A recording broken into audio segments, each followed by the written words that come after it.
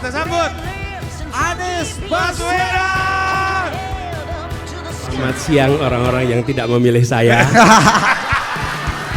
Yang mendukung Ahok siapa? Pertama soal saya minoritas, saya Kristen. Tapi saya mendukung Pak Anies dari segi gagasan. Aduh, ampun. Soal nilainya sendiri, filosofinya atau value-nya. Negara tidak boleh pelit pada rakyatnya sendiri dan negara harus memandang rakyat yang tinggal di tanah itu sebagai orang Indonesia yang membutuhkan perlindungan dan kesetaraan kesempatan yang sama. Oh, itu Pak, jadi selama ini ngerasa dihoror terus, diteror terus. Banyak, kamu nanti begini. Apakah memang semua pendukung Pak Anies akan disepertikan saya gitu? Jadi buat teman-teman di sini, saya tidak meminta Anda untuk memilih Anies. Saya tidak meminta Anda untuk berkampanye untuk Anies, tapi saya meminta Anda untuk jangan sia-siakan hak pilih Anda karena ini menentukan masa depan kita semua 5 tahun ke depan.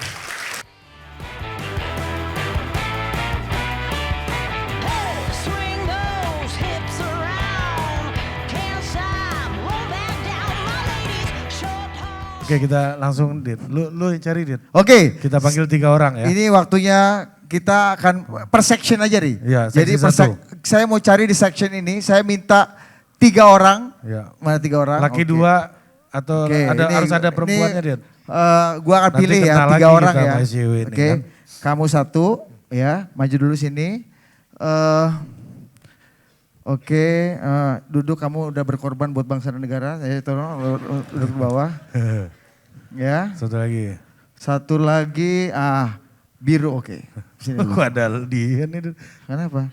Oh, lo nih. Mewakili agen kebudayaan. Ya. Bukannya pendukung Ganjar loh. Ya. Oke, caranya bukan saya kasih kesempatan kalian bertiga, tapi kalian home pimpah. Iya. Ya. Oh. Kalian home pimpah dan langsung yang menang akan tanya ke Mas Iya. Anies. Biarkan Ya. takdir yang menentukan semuanya. Iya. Cret. Oke, beruntung. Oke, Iya. langsung. Mikrofon. Nanti dikira settingan maksudnya. Iya. Ya kan? Siap. Percuma kita bikin acara serius kalau settingan kan. Ya, nama langsung pertanyaan, Mas Anies langsung jawab pertanyaan. Baik. Pertanyaan saya jawab. Langsung jawab, Mas. Semenit. Ya, semenit, betul. Ya, Ajar, Pak. Assalamualaikum warahmatullahi wabarakatuh. Nama saya Moldi, Pak. Siapa namanya? Moldi. Bibir gimana bibir? Nah, Ngomongin masalah bibir mungkin tambahan aja buat teman-teman. Saya punya quote yang hanya didengar 9 tahun yang lalu untuk yang datang ke konvensi Partai Demokrat. Mantap. Jadi saya adalah mantan pendukung Bapak 9 tahun yang lalu.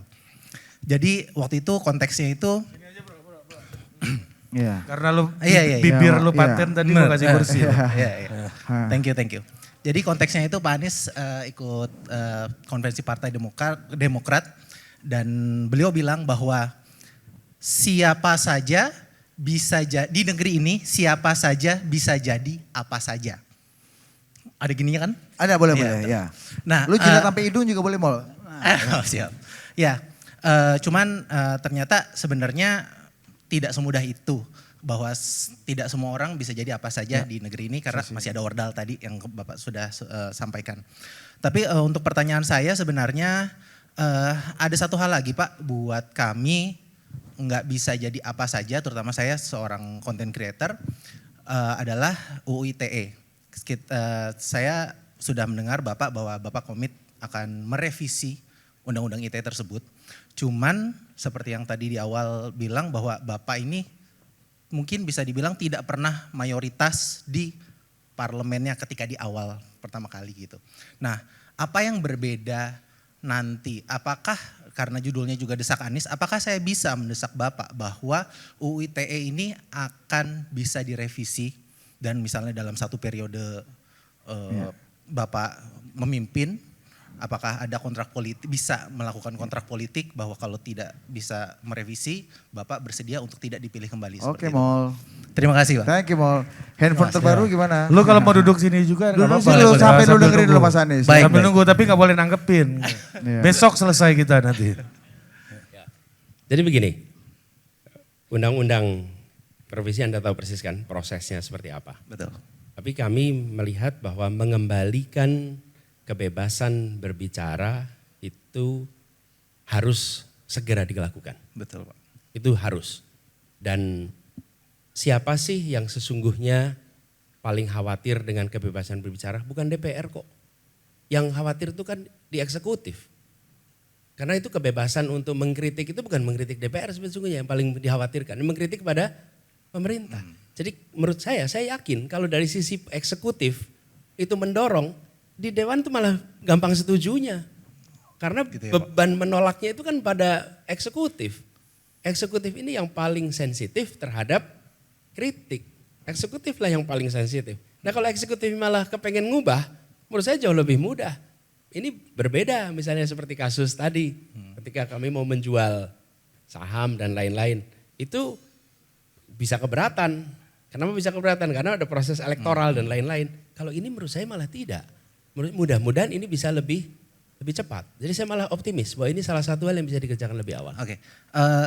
Tapi kan kalau misalnya kita lihat bahwa Mol, nggak boleh nanggepin Mol, udah cukup. nggak boleh tanggapin. Iya, Oh saya iya. bukan panelis. Oh Iya, baik. benar, Pak. ya. Baik, Thank you ya baik. Mol ya. Baik, terima kasih ya Oke. Pak. Apa review Bang Moldi, handphone terbaru? terima Moldi? kasih. Oke, thank you Moldi. Oke, tepuk tangan dong buat Moldi dong. Panggil, ini semuanya Ya. perempuan deh, coba deh. Jangan lupa subscribe ya YouTube-nya Moldi. Oke, berikutnya section 2. Itu gitaris Raja ya tadi ya. Susah memang kalian ini. Oke. Mbaknya biru, Iya. maju langsung. Ya, Iya. tiga Iya, cewek gitu. jangan taruh. intervensi kalian semua ya. Ya. Mbaknya, oke kamu maju. Ya. Udah aku kamu aja ente. Uhi, Ati. Lu satu maju. Ya. Nah, ini pendukung Ganjar nih, Ya, Pak. Ganjar nih Pak, valid Ya, nih. jelas valid. Ya, kemarin di acara PDI ada dia nih. Iya, dia ikut acara 4 relawan Ganjar Pak. Saya lihat. Sini, ayo bertiga gambreng dulu mana? Oh emang efeknya kalau susah. di Ini tengah. keren ini. Ini saya baru lihat metode pertama kali ini. Dikumpulin 3 habis itu kemudian Gambreng. Gambreng, Ini biar fair, Pak, Ini ya. bukan kami Pak, panitia nih yang Iya. jago. Kami kosong aja ya begini-gini. Kami segmen pun lupa Pak namanya tadi. Ayo gambreng. Wah, ente emang lagi. pas Ganjar. Aduh. Iya. Apa yang buat kamu milih Ganjar kemarin? Cek. Misi apa? Cepet. Ya, saya deg-degan dikit dari tadi pertanyaannya bagus-bagus, tapi kalau kata dosen saya nggak ada yang namanya pertanyaan jelek. Ya. Nama. Oh ya, nama saya Baltazar, saya bukan pendukung Ganjar, saya masih belum punya pilihan, masih golput. nama panggilannya Baltas, Pak. Baltas. Ya. Saya mau nanya satu sih Pak, yang soal jalan tol, itu kan lagi rame. Tapi saya nggak mau nanya soal statementnya Caimin, saya mau nanya statementnya Pak Anies. Pak Anies sempat bilang kalau salah satu skema opsi yang lebih baik untuk pembangunan jalan tol adalah rakyat yang tanahnya diambil atau yang kena skema jalan tol itu dibuat penyertaan modal. Kalau sejauh saya belajar di kampus Pak, sebenarnya itu nggak terlalu baik karena nanti dari masyarakatnya itu sendiri akan dirugikan. Kalau skema pembayaran modal kan penyertaan modal berarti dia akan menerima dividennya mungkin setiap tahun, setiap 6 bulan. Tapi tanah diambil secara langsungnya itu kan kerugian besar bagi mereka. Kalau sejauh saya belajar ekonomi seperti itu Pak, mungkin bisa diceritakan lebih detail itu idenya seperti apa, multiplier efeknya seperti apa, dan membangun ekonominya seperti apa. Terima kasih Pak. Thank you. Makasih.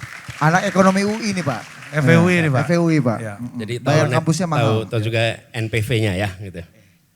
Jadi gini, ketika pembangunan jalan tol memang gagasannya adalah ada pemerataan manfaat. Di mana pemerataan manfaat itu satu bagi investor otomatis karena dia adalah statusnya investor. Yang kedua adalah pemilik lahan yang sudah di situ bergenerasi. Kan sudah bergenerasi mereka. Nah, kita menemukan kenyataan di lapangan ketika tanah itu dijual, mereka mendapatkan uang yang jumlahnya besar, sementara mereka tidak pernah mendapatkan uang sebesar itu. Dan boleh dicek studinya, menunjukkan bahwa uang itu gampang sekali habis. Akhirnya mereka malah hidupnya menderita, tidak punya tanah lagi. Nah jadi kalau saya melihat perlu ada skema yang fair. Bisa jadi harus ada porsi yang mereka terima dalam bentuk lamsam saat ini juga. Oke, supaya mereka bisa relokasi, bisa hidup baik, punya tanah. Tetapi harus ada komponen yang itu dihitung sebagai penyertaan. Tidak harus 100% misalnya, sebutlah tanahnya harganya 5 miliar. Maka tidak harus kemudian 5 miliar itu 100% jadi penyertaan modal. Bisa jadi dibalik, misalnya 1 miliar itu diberikan untuk mereka dapat tempat baru, 4 miliar dihitung sebagai penyertaan modal. Dan itu bisa bervariasi, bisa opsi yang di-exercise tiap-tiap tempat beda-beda. Tergantung berapa yang mereka butuhkan untuk bisa mendapatkan tempat yang baru. Tapi intinya, spiritnya adalah, teknisnya bisa kita bahas. Spiritnya jangan sampai mereka yang bergenerasi tinggal di tanah itu jadi penonton. Anda lihat jalan tol itu, di sampingnya ada rumah. Itu ketika Anda cek, dulu lahannya 2 hektar tuh kelewatan jalan tol, 100 meter lebarnya hilang. Terus mereka di situ mendapatkan kebisingan kendaraan bermotor lewat sambil membatin. Coba dulu ya, yang separuh tanah kita itu dihitungnya penyertaan. Saya masih tinggal di situ juga tuh, tapi separuh tanah saya itu udah hilang untuk jalan tol, dia jadi penonton saja. Tapi kalau itu penyertaan modal, tolnya maju, investornya dapat, penduduk asal situ mendapatkan manfaatnya. Gitu kira-kira. Terima kasih banyak Pak. Thank you. Oke, thank you Bang. Ya. Lo masih dukung Ganjar atau gimana? Ya. Dia Oke, mau nih, Pak. section ini. Ya. Oke, Buat 1, semua. 2, ini butuh affirmative policy. 3 mbaknya. Nah, Itu kita kenal lagi biar yang sama- kepilih perempuan Pak. Iya, Emang ini. disikat lagi kita main netizen ini nanti Pak. Iya. Ya. Ayo, gambreng. Oke, mantap. Gambreng, ayo. Iya langsung. Iya. Oke, silakan. Silakan Pak. Ya, silakan. Pakai mic dong. Iya. Duduk situ. Siap. Tes, oke. Perkenalkan, nama saya Tias. Saya mau tanya tentang tata guna lahan, karena ada tweet viral yang menyatakan bahwa belum ada calon capres yang berpihak pada masyarakat tapak atau grassroots. Nah, tata guna lahan saat ini kacau sekali. Banyak dan akibatnya adalah habisnya ruang hidup masyarakat adat dan komunitas lokal di wilayah hutan dan juga perkebunan, karena banyaknya konsesi yang masuk di wilayah mereka tanpa ada izin yang jelas atau bahkan izinnya di luar batas yang sudah dicantumkan, itu membuat konflik seperti yang terjadi di Surayan kemarin, manusia ada yang meninggal. Pertanyaan saya adalah bagaimana gagasan yang akan dilakukan untuk skema penyelesaian konflik agraria dan juga tenurial terhadap masyarakat adat dan komunitas lokal yang terdampak oleh pembukaan secara luas konsesi perkebunan ini. Terima kasih Tias. Gini, pertama ada 2. Satu adalah kawasan pedesaan atau rural ya. Yang 2 adalah perkotaan. Dan kita memiliki problem agraria di 2 wilayah itu. Sayangnya saya dengar yang dibahas sekarang tidak memasukkan yang perkotaan di dalam perancangan undang-undangnya. Menurut saya perkotaan itu kita juga punya masalah tentang tanah-tanah yang digunakan oleh rakyat, tapi secara status itu milik negara, apakah BUMN atau milik aset pemerintah. Nah, itu satu. Jadi dua-duanya nih, jangan hanya bicara di pelosok, karena di kota juga kita punya masalah soal itu. Yang kedua, soal nilainya sendiri, filosofinya atau value-nya. Negara tidak boleh pelit pada rakyatnya sendiri dan negara harus memandang rakyat yang tinggal di tanah itu sebagai orang Indonesia yang membutuhkan perlindungan dan kesetaraan kesempatan yang sama. Itu prinsip nomor 1 yang harus dipegang. Jadi ketika kita menemukan kasus misalnya warga sudah tinggal di sana bergenerasi tapi mereka tidak memiliki surat-surat, sudah seharusnya negara itu tidak bersikap seakan-akan mereka baru tinggal di sana. Nggak boleh. Itu menurut saya filosofinya salah itu. Seakan-akan mereka, loh negara ini belum ada orang tuanya sudah tinggal di tanah itu kok. Kenapa kita negara hadir lalu kita mengusir mereka? Itu harus diubah. Itu tidak sesuai dengan prinsip keadilan kita. Oke? Di sisi lain, ini korporasi yang baru datang malah dikasih. Ini salah itu. Menurut saya tidak benar. Sama seperti ketika saya berbicara dengan kasus-kasus di perkotaan nih. Tanah seperti tanah merah tuh, yang warga sudah tinggal di situ bergenerasi. Lalu tanah itu dikatakan itu tercatat sebagai milik negara. Saya tanya emang negara beli dari mana dulu? Nggak beli. Negara dapatnya dari pemerintah Belanda. Nah terus pemerintah Belanda dapat dari mana? Pemerintah Belanda dapat dari garis-garisin aja. Nah ini juga terjadi di Surabaya. Surat merah tuh, surat biru. Surat biru di mana rakyat tinggal di tempat itu bergenerasi-generasi dan tidak pernah mendapatkan statusnya. Sehingga mereka kesulitan untuk menjual tanahnya.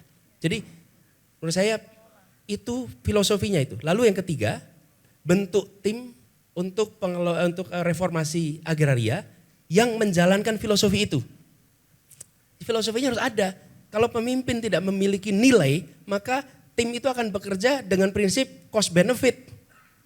Karena tidak punya nilai. Nah, saya sampaikan nilainya adalah keadilan dan hormati mereka sebagai penduduk asli di situ yang sudah bergenerasi, yang justru kita harus memberikan sertifikasi atas tempat yang mereka tinggali selama ini. Jangan dibalik gitu. Dan saya merasakan betul bagaimana penduduk-penduduk di pelosok, terutama di kawasan-kawasan dekat hutan, kawasan yang mereka tidak pernah mengurus apapun juga. Sudah bergenerasi, nggak boleh negara bersikap seakan-akan itu bukan tanah mereka. Nah, tim reformasi agraria ini harus menjalankan itu.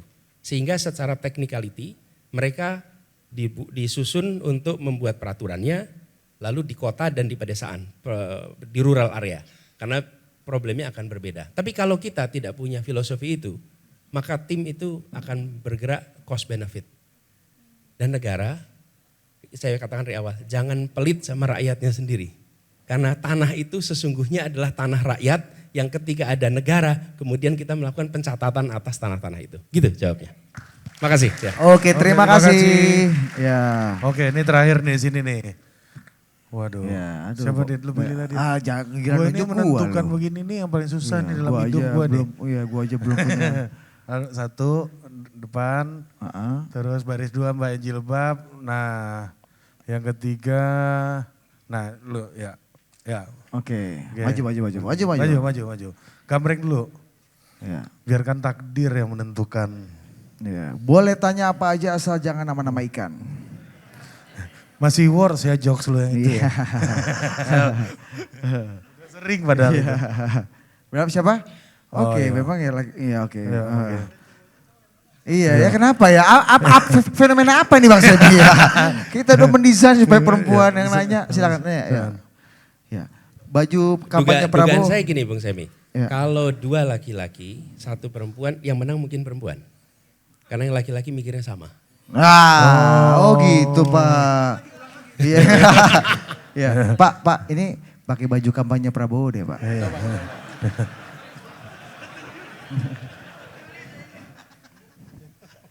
Ayo tanya. Oke, selamat siang Pak Anies. Nama saya Weltri, saya baru lulus dari FISIP UI tahun ini. Ada 3 pertanyaan yang saya ingin tanya. Mungkin bisa dijawab singkat. Teman-teman Topal mungkin bisa bantu dilebihin waktunya sedikit. Pertama soal saya minoritas, saya Kristen. Tapi saya mendukung Pak Anies dari segi gagasan. Karena pertama isu saya sendiri yang akhir-akhir ini saya pelajari itu adalah tentang green economy. Saya penasaran dengan arah kebijakan green jobs dari Pak Anies. Mengingat di Asia sendiri itu porsi peningkatan green jobs arahnya itu udah besar di Asia. Di samping benua-benua di Amerika Latin dan Eropa gitu. Jadi saya ingin penasaran dengan bagaimana arah kebijakan green jobs yang Bapak ingin bangun. Terus yang kedua tentang refugee, pencari suaka. Waktu itu sempat ada marak kasus tentang pengungsi Rohingya. Saya ingin tanya bagaimana sikap Bapak dan strategi Bapak dalam memberikan keadilan dan kesetaraan buat mereka. Pertama, mengingat mereka adalah kelompok non-statelessness. Terus kemudian mereka itu terombang-ambing. Sementara kita masih menyetujui satu perjanjian internasional terkait refugee. Terus yang ketiga adalah tentang... Oke, dua Bos. Sudah. Mungkin satu lagi Mas. Ya. Pak Anies mungkin setuju satu lagi. Memang anak. Cepat. Oke. Yang ketiga adalah gue jadi kebayangin kemarin, lu gimana nih. mungkin kemarin ada salah satu vokalis musik namanya Margalo, personel musik Jirapah. Itu Margalo, dia bilang bahwa dunia kreatif itu lowongannya cukup terbatas buat usia. Padahal ini industri kreatif. Itu bagaimana strategi Bapak? Mungkin begitu. Untuk mengantisipasi bagaimana ada affirmative action berdasarkan usia di industri kreatif. Kenapa? Gila Pak, dia ada jurnal Pak, bukan jurnal. Makasih Pak. Oke, langsung aja. Nggak apa-apa, lu Duduk, duduk Bung dulu. Meltri, Meltri, Itu makasih. jangan salaman, duduk dulu. Iya.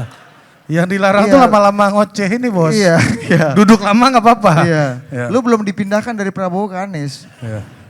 Ya, terima kasih Bung Weltri. Makasih atas dukungannya. Dan gini, terkait dengan green jobs. Green jobs ini sangat searah ya dengan perkembangan green industry. Kita harus mendorong lebih banyak lagi green industry bertumbuhan dengan memberikan insentif-insentif. Misalnya, bila ada yang mau membangun paket paket solar panel di rumah-rumah, menyewa atap rumah untuk bangun solar panel, maka negara itu bisa mengurangi pajaknya sehingga industri akan mau tumbuh. Begitu industri green itu tumbuh, otomatis job akan available di situ. Jadi menurut saya mendorongnya itu pada green industrinya. Nah, di mana green industry dibangun, bicara dengan bisnis dan bicara dengan NGO terkait bidang green. Karena mereka lah yang punya ide. Pemerintah selalu kalah cepat. Inovasi selalu mendahului regulasi.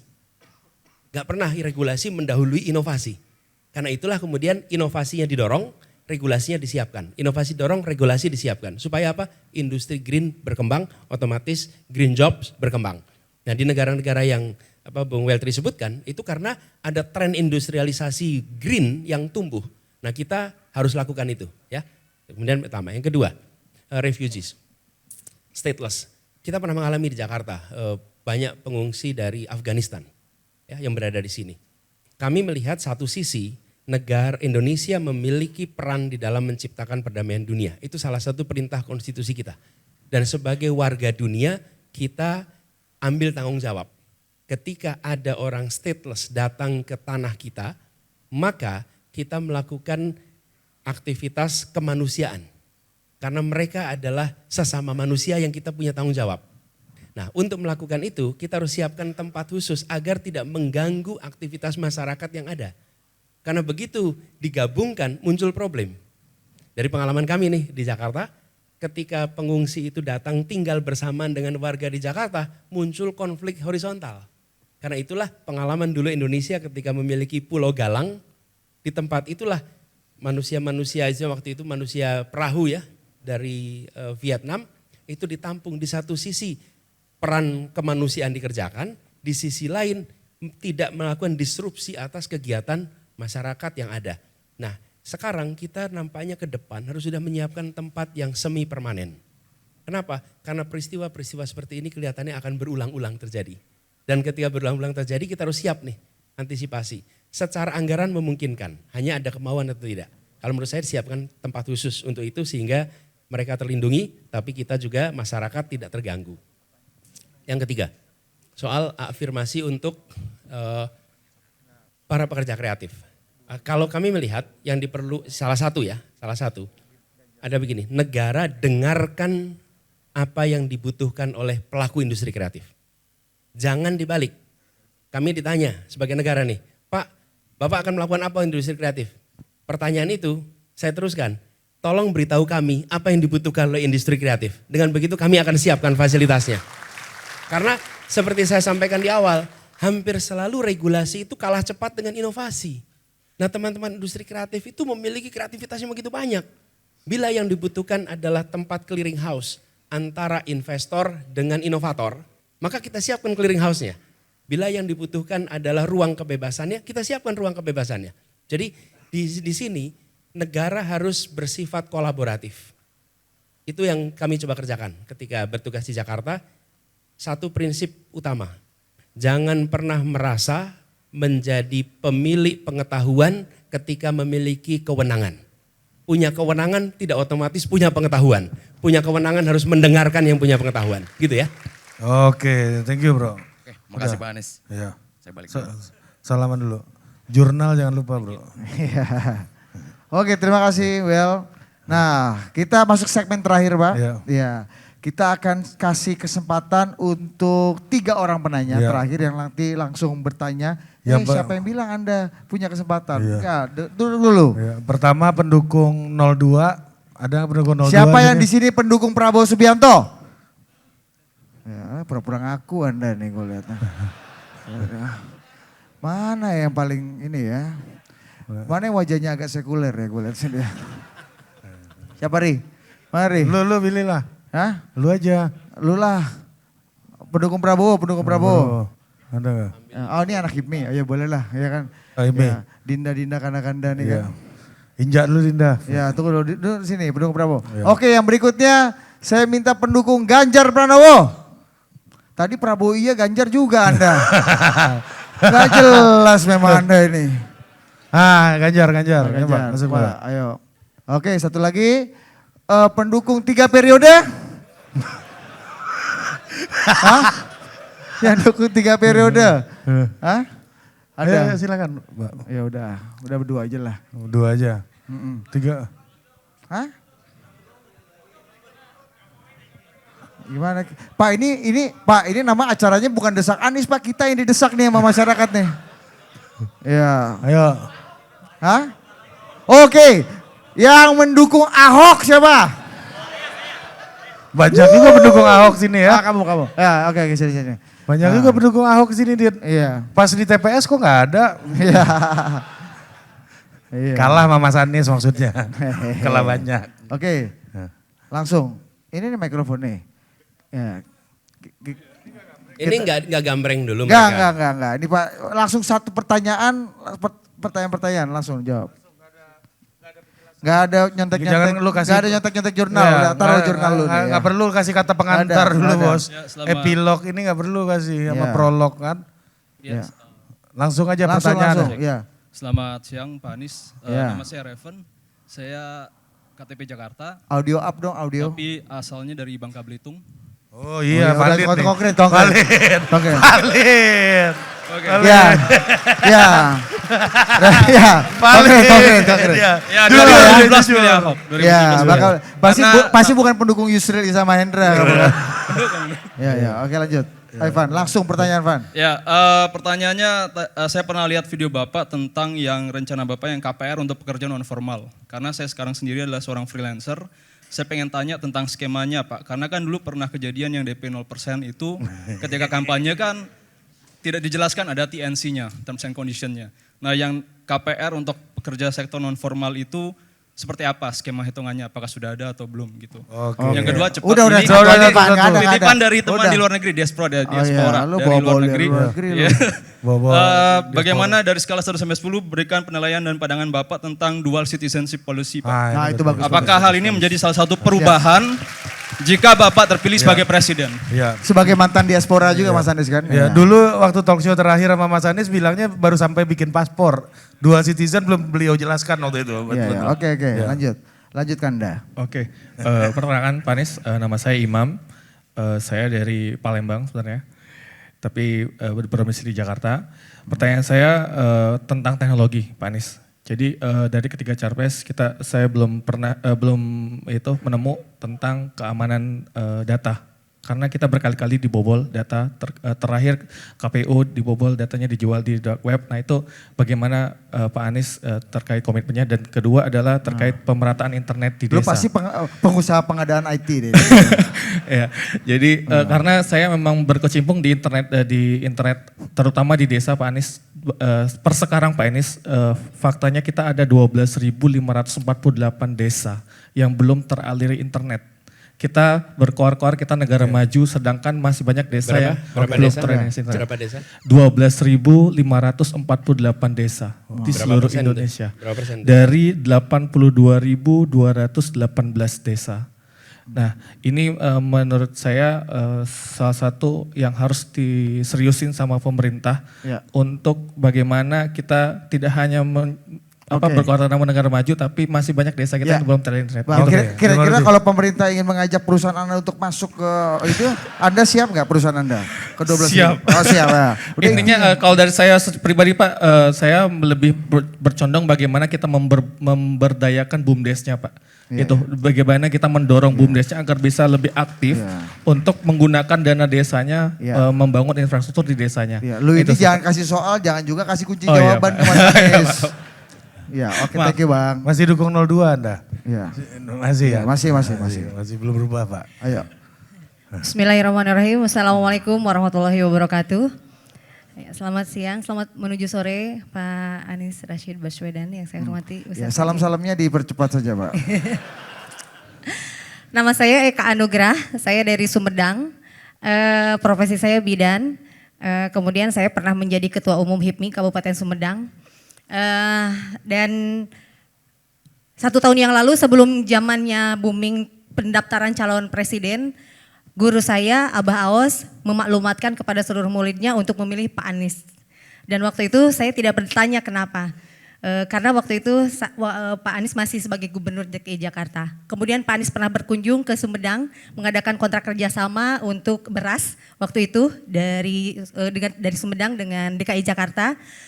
Tetapi saya waktu itu masih ngefans sama Pak Ganjar, entah kenapa, mungkin karena belum ke Pak Ganjar karena waktu itu di media sosial yang sering saya lihat itu konten-konten Pak Ganjar isinya cukup menarik. Ya. Menurut kamu lebih keren Bambang Pacul apa Ganjar? Kalau sekarang lebih Oh enggak. Lanjut. Cuma nanya aja, lanjut. Iya. Ayo. Kemudian karena tadi saya tidak tahu kenapa guru ruh saya Abah Aos itu menyuruh memilih harus Pak Anies. Akhirnya saya mencari biografi Pak Anies, mencari literasi kenapa dan bagaimana kemudian kerja dan lain sebagainya. Pada 6 bulan yang lalu, pada bulan Ramadan, bulan puasa, ibu saya kena gagal ginjal. Ini riwayat hidup kamu ceritain di sini ya? Maksudnya ini kronologis ya. Ibu saya kena gagal ginjal stadium 5 sehingga saya memang melepaskan semua aktivitas, hanya praktek di rumah saja. Kemudian saya juga mantan ASN, saya mengundurkan diri 2021 karena ingin mengurus ibu saya dan saya punya anak 3. Anak saya yang pertama Down syndrome, punya keterbatasan istimewa berkebutuhan khusus. Anak yang kedua kelas 4, anak yang ketiga 3 tahun. Dan pada waktu yang bersamaan saya juga kehilangan suami. Akhirnya tetap di rumah dan tidak sama sekali melihat media sosial. Kemudian tiba-tiba saya dipertemukan dengan salah satu tim Laskar Santri dan juga saya tetap mengaji manakib dengan Abah Aos. Pada saat itu saya diajak untuk mendukung Pak Anies. Kenapa? Alasannya tadi saya niat khidmat kepada guru dan saya menyerahkan semua aset yang berhubungan dengan ibu saya, anak saya, adik saya, itu disumbangkan 100 mobil untuk tim pemenangan Anies kepada Laskar Santri, amin, di seluruh Jawa Barat. Dan akibatnya saya sekarang justru karena itu viral, saya tidak tahu itu viral, tapi ternyata sekarang katanya viral dan banyak yang datang ke rumah saya pada minta mobil. Dan banyak juga yang minta APK.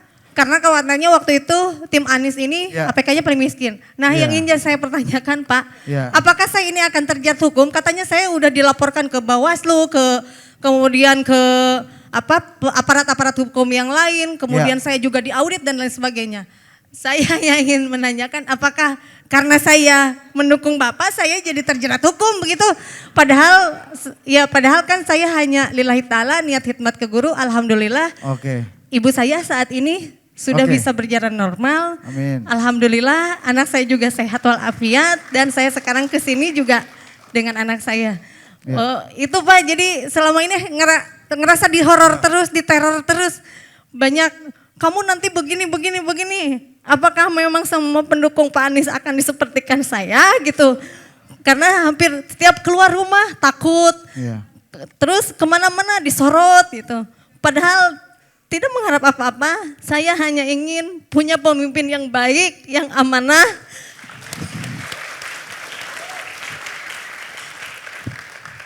Yang juga sudah mendapatkan maklumat dari guru ruh saya bahwa Pak Anies ini ada namanya di dalam Al-Quran.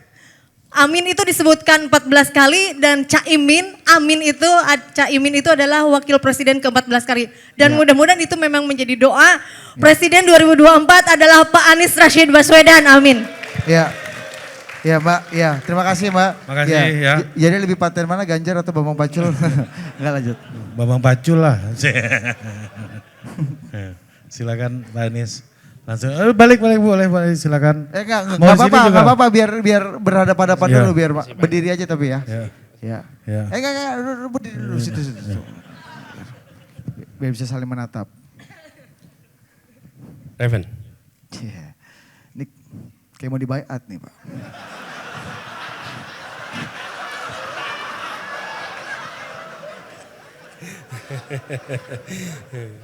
Baru kita mau ngomong ya. Gini, kita melihat banyak sekali kebijakan yang dibuat di negeri ini yang tidak mempertanyakan soal mendasar. Apakah kebijakan ini memberikan kesetaraan kesempatan? Oke? Kebijakan itu udah turun-temurun aja. Jadi ketika kemudian kesetaraan itu dimunculkan, yang membuat kebijakan pun gak bisa jawab gitu.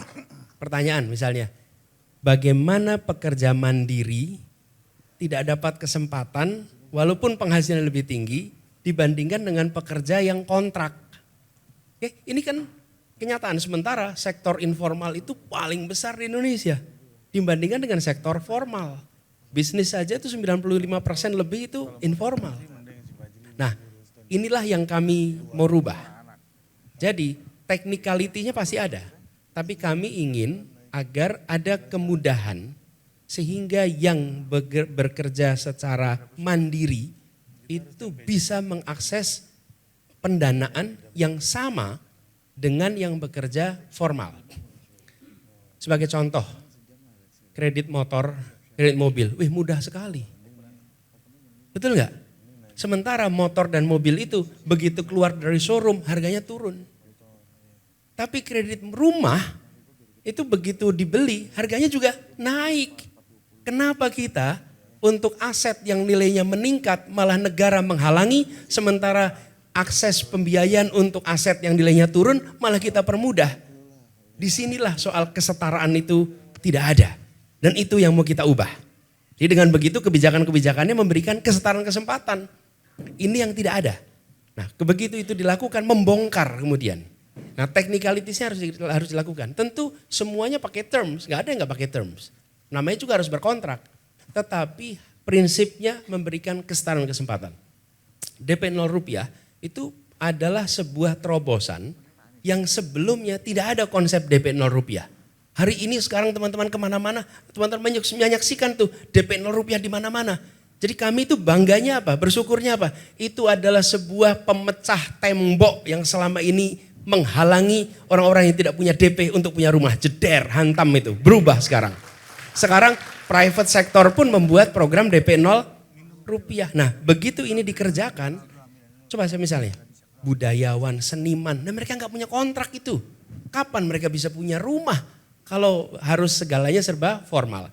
Teknikalitasnya ada, tapi begitu negara mengambil sikap, berikan itu, di bawah itu akan mencari caranya. Yang selama ini tidak ada perintah itu. Sehingga business as usual, bukan hanya itu, tidak dianggap sebagai masalah. Kita itu hidup di dunia ini, di Indonesia ini, menganggap semuanya sudah taken for granted. Begitu ada yang memberikan pertanyaan mendasar, baru kita mikir lagi, kenapa ya dulu begini ya? Even yang membuat keputusan pun mikir lagi, kenapa ya begini ya?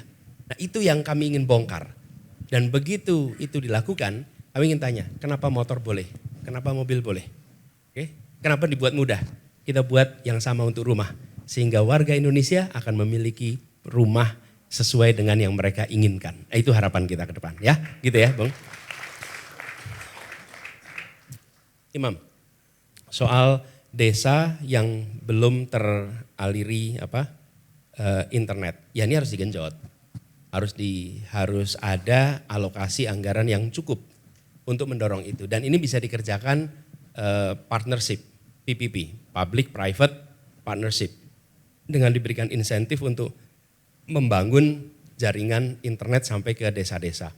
Dan teknologinya sudah memungkinkan. Kenapa? Karena jalur listrik pun sudah masuk ke hampir semua desa di Indonesia.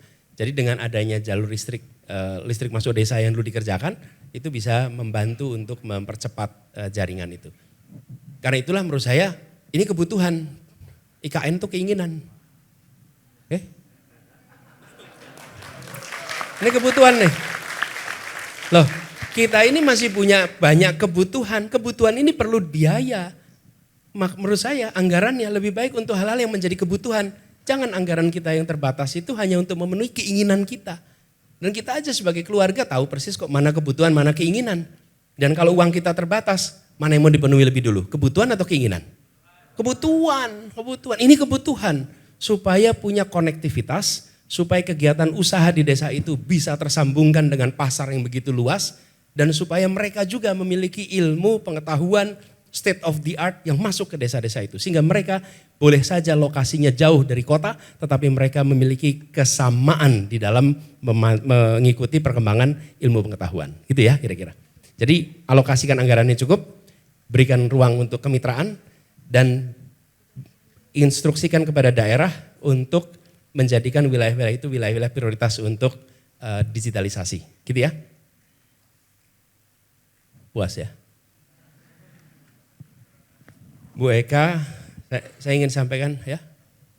Oh, kebocoran data. Kalau kebocoran data kita tanya pada ahlinya. I'm no expert di dalam kebocoran data. Tapi kita tidak usah sungkan untuk mengundang orang terbaik di dunia untuk menyelamatkan data-data kita. Terbaik. Kenapa? Ya sama aja teman-teman, kita beli ini, kalau ditanya ini bikinan mana? Bukan bikinan kita. Tapi kalau kita tahu ini bermanfaat, kita ambil. Nah saat ini, bila kita bisa menggunakan resources yang ada domestik, kita kerjakan.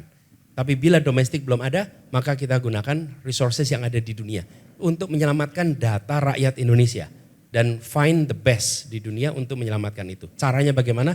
Biar orang engineering yang mengerjakan. Policy maker itu menyusun kebijakannya, tapi technicalities-nya dikerjakan mereka, gitu ya. Bu Eka, saya ingin sampaikan terima kasih. Terima kasih atas dukungan Ibu yang luar biasa, keikhlasan Ibu mendukung itu. Teman-teman sekalian, yang disampaikan Ibu Eka adalah hal yang kami sering dengar. Ini bukan barang baru Bu Eka. Bahwa ketika melakukan dukungan, ketika hadir di acara kami di berbagai daerah, ketika kami pulang, mereka yang hadir sering mengalami pemeriksaan macam-macam. Ada yang usahanya bahkan ditutup, diperiksa oleh sebuah badan tentang kontennya yang diproduksi.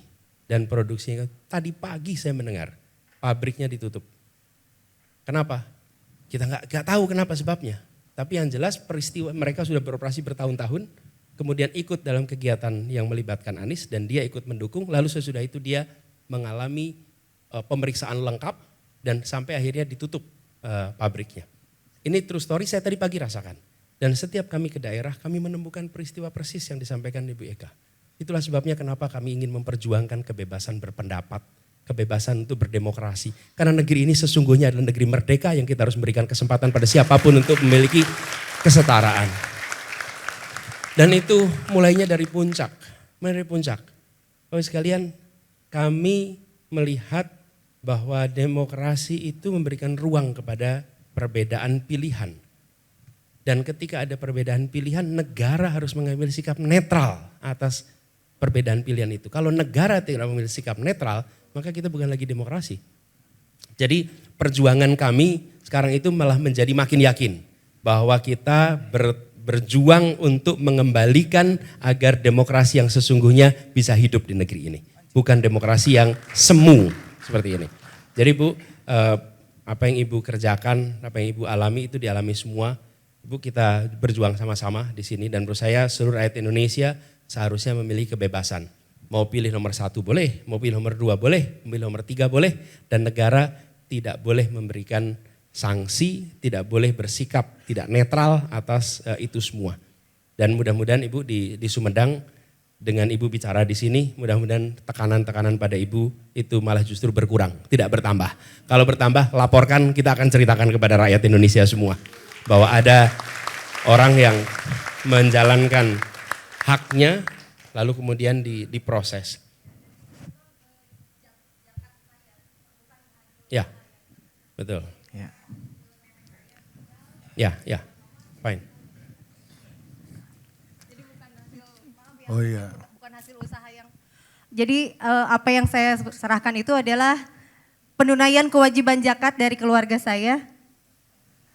Oh iya. Ya, oke, makasih. Untuk Gak jadi apa-apa, bukan Mega. hasil usaha, maaf ya, misalnya hasil usaha yang tidak jelas dan tidak berizin. Tetapi kemarin itu kami hitung aset, kemudian kata guru saya harus dikeluarkan zakatnya. Kemudian ketika ini zakatnya dikemanakan, guru saya mengatakan sudah untuk jihad pemenangan, amin saja Pak Anies Baswedan gitu. Ya. Makasih. Makasih Mbak Teh. Ini boleh kembali dah. Boleh. Oke, terima kasih teman-teman. Boleh ya. Tepuk tangan untuk Mbak Eka, Imam dan siapa nama lu lupa gue? Orang Bangka? Revan. Stephen. Revan. Apa Michael apa Stephen? Ya Pak. Enggak, tapi ini Gimana, apa yang diungkapkan terakhir itu Bu Eka. mudah-mudahan tidak terjadi pada total politik. Jadi kita nge-host dari situ aja lebih aman kayaknya. Jebakan ini. Iya. Oke, Mas Anies, tepuk tangan sekali lagi untuk Mas Anies. Ya. Ya, kita sudah sampai di sesi terakhir nih Mas Anies, closing statement ya. Saat-saat yang dirindukan oleh kita semua ya, karena kita pengen bubar. Ya, kasih quotes dulu Mas yang banyak. Ya, ini acara sebenarnya bukan desak Anies, Mas, kami yang didesak panitia, didesak masyarakat, didesak apa. Staff saya aja desak saya tuh Mas tuh. Iya. Ya kan? Ayo, Mas Anies. Ya, kasih quotes, bibir jangan lupa Mas. Hikmah dan kebijaksanaan. Gini, pertama saya ingin sampaikan terima kasih kepada teman-teman semua yang memilih untuk hadir di Desak Anies pada sore hari ini. Setahu saya ada ribuan yang mendaftar, tapi dapat kesempatan sesuai dengan jumlah kursi yang ada di sini.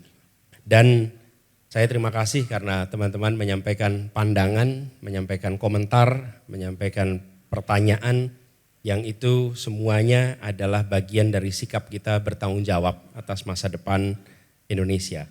Dan apa yang saya sampaikan mungkin Anda setuju, mungkin tidak setuju atas jawaban yang saya berikan. Tapi satu hal yang pasti, kami memberikan ruang untuk berdialog, ruang untuk bertukar pikiran walaupun tidak selalu pikirannya sama. Disitulah esensi kebebasan, esensi berdemokrasi. Nah, kita bisa saja tidak setuju pada 1, 2, 3 atau bahkan 10 dari 100 urusan. Kita saja bisa tidak sependapat. Tapi saya ingin mengajak kepada teman-teman semua untuk refleksi sedikit. Bahwa saat Pilpres ini ada 3 pasang calon. Dengan pasangan nomor 1, teman-teman ada Desak Anies. Sehingga Anda bisa mengecek apakah pikiran Anda dengan pikiran calon itu sama apa tidak. Setuju apa tidak. Anda bisa ngecek. Sayangnya itu tidak terjadi pada yang lain. Sehingga Anda tidak bisa mengecek dengan yang lain. Dengan forum yang sebebas ini. Oke? Artinya apa? Teman-teman nanti ketika Anda harus memilih, Anda bukan memilih orang yang sesuai dengan Anda atau tidak sesuai. Anda memilih 1, 2, 3, mana yang menurut Anda memiliki kesesuaian pandangan paling banyak. Mana yang Anda merasa paling banyak hal yang sama, paling banyak hal yang kita sepemikiran. Tidak mungkin 100 urusan 100-nya sama, tidak mungkin. Tapi penting bagi teman-teman untuk mengetahui semua. Ruang itulah mengapa kami buka. Kami ingin teman-teman mengetahui pikiran kami, mengetahui rekam jejak kami, mengetahui gagasan kami. Sehingga ketika teman-teman memilih, teman-teman tidak memilih dalam suasana tanpa pengetahuan, tanpa informasi, tapi dengan informasi yang lengkap. Itulah sebabnya kita terbuka dengan ini. Jadi jangan bandingkan kami dengan kesempurnaan. Karena tidak ada yang sempurna. Jangan bandingkan kami dengan kesamaan, karena tidak mungkin ada yang sama 100%. Tapi bandingkan kami dari 1, 2, 3, mana yang menurut Anda memiliki kesamaan paling banyak dengan aspirasi Anda. Menurut saya itu nomor 1, karena itulah kenapa kita bicara tentang golput. Yang kedua, teman-teman, kami open book yang boleh dibuka. Anda bisa akses rekam jejak kami sejak masa kecil sampai sekarang. silahkan dinilai, silahkan diassess, silahkan teman-teman melihat apakah ada pikiran, gagasan yang teman-teman lihat sebagai sebuah benang merah antar tugas yang pernah dialami. Jadi kami open book, kami nggak menutup, kami malah terbuka. Dan forum seperti ini kami tidak pernah menanyakan siapa. Tadi sebelum masuk saya mau di briefing. Siapa yang datang di sini, panelis siapa? Saya bilang jangan beritahu saya tentang siapa panelisnya. Buat saya lebih baik saya objektif mendengar apapun yang ditanyakan tanpa saya punya prejudice atas apapun pikirannya sebelum masuk ke ruangan ini. Boleh tanya itu tadi ada yang mau memberitahu. Ini Pak pandangannya buat saya it doesn't matter. Karena kami ingin ada objektivitas di dalam berdiskusi. Bukan siapanya tapi apa ide yang dibawa, apa gagasan yang dibawa. Dan saya ingin menjaga objektif itu. Yang ketiga teman-teman sekalian, ketika nanti bertugas, sebagaimana saya bertugas di Jakarta kemarin atau bertugas di tempat-tempat sebelumnya, tidak mungkin saya akan bisa memuaskan 100% atas apa yang teman-teman harapkan. Tidak mungkin. Akan ada situasi di mana saya disetujui kebijakannya, akan ada situasi di mana saya tidak disetujui kebijakannya. Tapi satu hal yang pasti, kami membuka ruang diskusi, ruang perdebatan sebelum keputusan itu diambil. Dan itulah komitmen kami kepada rakyat Indonesia. Ada ruang yang terbuka untuk pembahasan. Ketika diambil keputusan belum tentu sama. Dan tidak mungkin ada keputusan yang sama dengan semuanya. Tapi satu hal, ruang itu ada. Dan itu dibuktikan dari mana? Dari ketika masa kampanye sudah dibuka ruang untuk berbeda pendapat, ruang untuk berdiskusi, ruang untuk bertukar pikiran. Jadi ini bukan sesuatu yang kami baru akan kerjakan besok. Kemudian yang terakhir teman-teman sekalian, jadi buat teman-teman yang masih mengambil sikap untuk golput, untuk tidak mengambil pilihan, maka kalau boleh saya menawarkan kepada teman-teman sekalian, ketika kita yang memiliki pengetahuan atas isu, yang memiliki kepedulian atas arah Indonesia ke depan, memilih untuk diam, maka hasil pemilu akan ditentukan oleh mereka yang tidak memiliki pengetahuan yang lengkap. Mereka kemungkinan besar akan memberikan ruang kepada kampanye-kampanye yang sifatnya artifisial yang mendominasi percakapan publik. Sesungguhnya kita berhadapan dengan situasi Pilpres ini soal arah Indonesia ke depan. Tapi akan ketemu dengan situasi seperti yang dialami oleh Ibu Eka tadi. Mengambil keputusan karena saya menyukai saja. Tapi belum tentu tahu apa gagasannya, belum tentu tahu apa keputusannya yang pernah dikerjakan di masa lalu dan mungkin dikerjakan masa depan. Karena itu saya menganjurkan kepada teman-teman yang punya kepedulian atas ide dan gagasan untuk memanfaatkan hak pilihnya untuk menentukan Indonesia ke depan. Kenapa? Karena Anda punya pengetahuan, Anda punya kepedulian, Anda punya concern tentang isu. Teman-teman tentu ingat Brexit. Apa yang terjadi ketika Brexit? Anak-anak muda memilih untuk absen, tidak banyak yang hadir di dalam referendum. Yang hadir justru kelompok tua. Dan sekarang tanya pada Inggris, apa yang terjadi? Di Inggris sekarang dalam situasi di mana mereka sayang keputusannya dulu adalah keluar dari EU. Tapi itu kenapa terjadi? Karena anak-anak muda memilih untuk tidak ikut terlibat. Sementara masa depan Inggris ditentukan oleh Brexit itu. Karena itu saya mengajak pada teman-teman semua di sini. Pemilu walaupun diikuti hanya 30% penduduk, maka 30% inilah yang menentukan hasilnya dan yang 70% hanya menonton dan merasakan konsekuensinya. Bagi yang 70% jangan dibuang kesempatan untuk menentukan itu. Jadi buat teman-teman di sini, saya tidak meminta Anda untuk memilih Anies, saya tidak meminta Anda untuk berkampanye untuk Anies, tapi saya meminta Anda untuk jangan sia-siakan hak pilih Anda karena ini menentukan masa depan kita semua 5 tahun ke depan.